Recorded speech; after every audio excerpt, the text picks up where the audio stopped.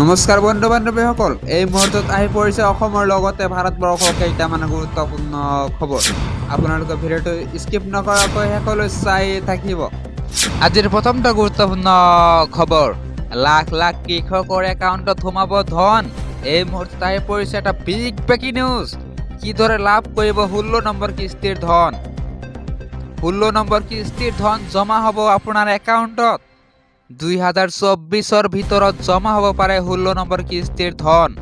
16 number কিস্তিৰ ধন পাবলৈ কি কৰিব? ছেভ কৰি লওক এটা নম্বৰ। টোল ফ্ৰী নম্বৰটো হৈছে 1800115526। ফোন কৰিব পাৰে 01123381092 এই নম্বৰটোত। ভুৱা লোকে যাতে এই ধন লাভ নকৰে তাৰ বাবে কঠোৰ কৰি দিয়া হৈছে নিয়ম। ধন পাবলৈ আপুনি সম্পন্ন কৰিব লাগিব KYCৰ কাম।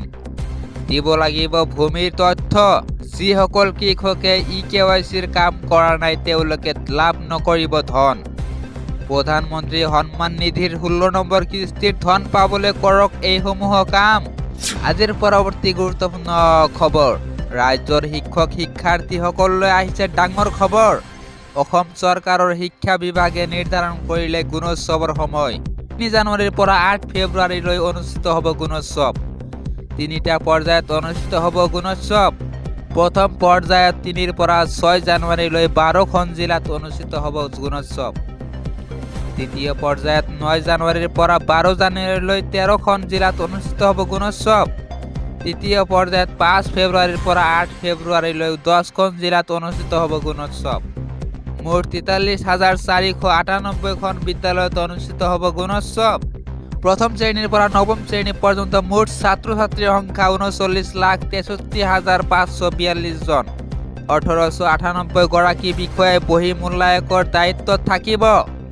আজিৰ পৰৱৰ্তী গুৰুত্বপূৰ্ণ খবৰ, ছ'চিয়েল মিডিয়া ব্যৱহাৰকাৰীলৈ ডাঙৰ খবৰ। এই মুহূৰ্তত আহি পৰিছে আন এটা বিগ ব্ৰেকিং নিউজ। চৰকাৰে ডিলিট কৰিব আপুনি বনোৱা ৰিলছ বনোৱাসকলৰ বাবে আহিছে বেয়া খবৰ।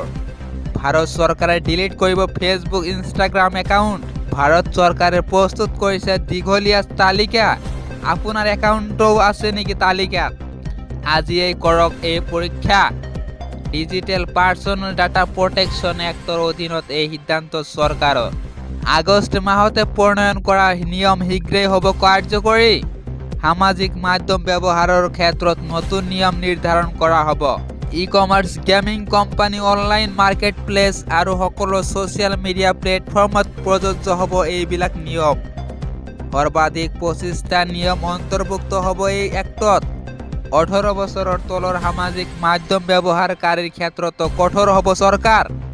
সামাজিক মাধ্যম ব্যৱহাৰ কৰিবলৈ ল'ব লাগিব চৰকাৰৰ অনুমতি। 3 বছৰ ধৰি ব্যৱহাৰ নকৰা একাউণ্ট বন্ধ কৰিব চৰকাৰে।